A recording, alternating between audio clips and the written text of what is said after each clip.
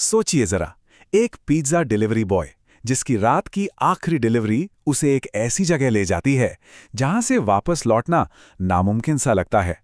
ये कहानी किसी फिल्म की नहीं, बल्कि एक सच्ची घटना पर आधारित है। एक ऐसी डिलीवरी जिसने एक लड़के की जिंदगी हमेशा हमेशा के लिए बदल कर रख दी। चलिए कहानी की शुरुआत ही करते हैं इसके सबसे रहस्यमयी सवाल से। मगर उसे कभी ये समझ नहीं आया कि वो कत्ल आखिर किसने किया था। ये एक लाइन इस पूरे कहानी का निचोड़ है, एक ऐसा सवाल जो आखिर में सब कुछ बदल कर रख देगा। तो किसका कत्ल हुआ और क्यों? आइए इस राज से पर्दा उठाते हैं। भाग 1, देर रात का ऑर्डर। तो इस कहानी का जो मेन कैरेक्टर है उसका नाम है जॉन। एक बिल्कुल आम सा कॉलेज स्टूडेंट जो अपनी पढ़ाई के खर्चे के लिए एक पिज्जा शॉप में पार्ट टाइम जॉब करता है। और ये कहानी उसकी जिंदगी की सबसे भयानक रात की शिफ्ट से ही शुरू होती है। रात का 1 बज चुका था, दुकान बंद होने का टाइम था। जॉन बस अपनी शिफ्ट खत्म करके घर निकलने ही वाला था और ठीक तभी वो जो सन्नाटा था ना, उसे तोड़ते हुए फोन की घंटी बज उठी। फोन की दूसरी तरफ एक बहुत ही अजीब दबी दबी सी आवाज थी। एक आदमी था जो ऐसे बोल रहा था मानो किसी से बुरी तरह डरा हुआ हो। उसकी आवाज सुनकर ही जॉन को लगा, यार कुछ तो गड़बड़ है। उसने तो मन बना लिया था कि ये ऑर्डर लेना ही नहीं है। लेकिन फिर उस आदमी ने ऑर्डर दिया, 1 नहीं, 2 नहीं, पूरे 4 बड़े पिज्जा का। अब बस यही बात थी जो जॉन को सोचने पर मजबूर कर गई। भाई इतना बड़ा ऑर्डर मतलब एक अच्छी खासी टिप। और उस वक्त जॉन को पैसों की बहुत जरूरत थी। उसने ज्यादा नहीं सोचा कि यह फैसला उसे कहां ले जाने वाला है और ऑर्डर ले लिया। भाग 2, जंगल में वो घर। तो जॉन ने फटाफट पिज्जा पैक किए और अपनी बाइक पर निकल पड़ा। उसे जरा भी अंदाजा नहीं था कि ये रास्ता उसे शहर की जगमगाती बत्तियों से दूर एक ऐसे अंधेरे की तरफ ले जा रहा था जहां सिर्फ और सिर्फ खौफ उसका इंतजार कर रहा था। डिलीवरी का एड्रेस शहर के एकदम बाहर एक बिल्कुल सुनसान इलाके का था। सड़क कच्ची थी, ऊबड़ खाबड़, और दोनों तरफ कुछ नहीं, सिर्फ घने जंगली पेड़। और सबसे डरावनी बात यह थी कि उस पूरे रास्ते में एक भी स्ट्रीट लाइट नहीं थी। चारों तरफ बस घना काला अंधेरा। खैर थोड़ी देर बाद जॉन अपनी मंजिल पर पहुंच ही गया, पर वो किसी घर के सामने नहीं, बल्कि एक खंडहर के सामने खड़ा था। एक पुराना अजीब सा डरावना घर जिसकी खिड़कियों पर धूल की मोटी परत जमी थी। एक भी बत्ती नहीं जल रही थी। देखने से ही लग रहा था मानो सालों से यहां कोई रहता ही ना हो। उस घर को देखते ही जॉन की तो हालत खराब हो गई। उसने फौरन अपने मैनेजर को फोन मिलाया, सोचा कि भाई इजाजत ले लेता हूं, वापस चला जाता हूं। पर फोन किसी ने उठाया ही नहीं। अब जॉन बुरी तरह फंस गया था। उसे डर था कि अगर वो बिना डिलीवरी के वापस गया तो उसकी सैलरी कट जाएगी, और बस इसी डर ने उसे उस घर की तरफ बढ़ने पर मजबूर कर दिया। भाग 3, खौफनाक सामना। और जैसे ही जॉन ने उस घर की दहलीज की तरफ अपना पहला कदम बढ़ाया, असल खौफ का खेल अब शुरू होने वाला था।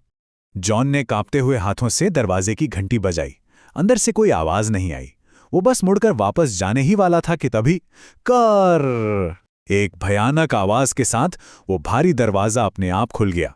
जॉन थोड़ा घबराते हुए अंदर गया और तभी सोफे के नीचे से एक जंगली बिल्ली निकली और सीधे एक अंधेरे कमरे में भाग गई। और बस उसके अंदर जाते ही कमाल हो गया। उस कमरे की लाइटें और टीवी सब अपने आप ऑन हो गए और फिर पूरे घर में छोटे छोटे बच्चों के खिलखिलाने की आवाजें गूंजने लगीं। जॉन को लगा शायद कोई उसके साथ मजाक कर रहा है। वो गुस्से में उस कमरे की तरफ बढ़ा। उसने देखा कि अंदर बेड पर 2 छोटी छोटी बच्चियां बैठी थीं। वो कुछ बोल नहीं रही थीं, बस अपनी खाली खाली नजरों से जॉन को लगातार घूरे जा रही थीं। जॉन ने हिम्मत करके उनसे पेमेंट के बारे में पूछा, और ठीक उसी पल कुछ ऐसा हुआ कि जॉन की तो सांस ही अटक गई। अचानक उन लड़कियों की आंखें पूरी की पूरी सफेद हो गईं और उनकी वो खामोशी एक भयानक, दिल दहला देने वाली हंसी में बदल गई। वो हंसते हंसते कमरे के दरवाजे की तरफ इशारा करने लगी। जॉन जैसे ही पीछे पलटा, उसके हाथ से पिज्जा के सारे डिब्बे जमीन पर गिर गए, क्योंकि ठीक उसके सामने एक खौफनाक औरत खड़ी थी। भाग 4, जान बचाने की दौड़। अब जॉन को कुछ समझ नहीं आ रहा था। उसके दिमाग में बस एक ही चीज थी, भागो।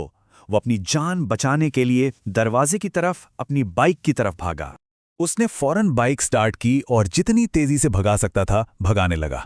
उसने पीछे मुड़कर देखा तो वो औरत और दोनों लड़कियां अब भी दरवाजे पे खड़े उसे ही घूर रहे थे। वो ज्यादा दूर नहीं जा पाया।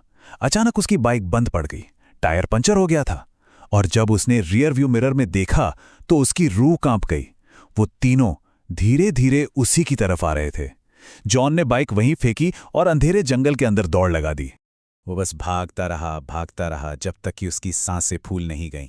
उसने कांपते हुए हाथों से पुलिस को फोन किया और फिर एक पेड़ के पीछे छिपकर अपनी जान बचाने की दुआ मांगने लगा। भाग 5 डरावना सच। खैर, थोड़ी देर में पुलिस वहां पहुंच गई। जॉन की जान तो बच गई थी, लेकिन असली खौफ तो अब सामने आने वाला था। जॉन पुलिस को वापस उसी घर पर ले गया। पुलिस ने घर का कोना कोना छान मारा, लेकिन उन्हें वहां उस एक जंगली बिल्ली के सिवा और कोई नहीं मिला। लेकिन अगली सुबह जो सच सामने आया ना, उसने सबके होश उड़ा दिए। पुलिस की जांच में पता चला कि वो घर, अरे वो तो पिछले 3 साल से वीरान पड़ा था। और 3 साल पहले ठीक उसी घर में एक औरत और उसकी 2 बेटियों का बड़ी बेरहमी से कत्ल हुआ था। एक ऐसा तिहरा हत्याकांड जिसका कातिल आज तक नहीं पकड़ा गया। अब जॉन की आंखों के सामने सब कुछ साफ हो गया था। उस रात उसने जिन्हें देखा था वो कोई और नहीं बल्कि उसी औरत और उसकी 2 बेटियों की आत्माएं थीं। उस हादसे के बाद जॉन ने तुरंत वो नौकरी छोड़ दी, लेकिन उस रात का वो खौफ आज भी उसकी रूह कपा देता है। जॉन तो किसी तरह उस रात वहां से बचकर निकल आया, लेकिन एक सवाल है जो आज भी उसी घर में, उसी अंधेरे में कैद है। आखिर उस जंगल वाले घर में और कितने राज दफन हैं?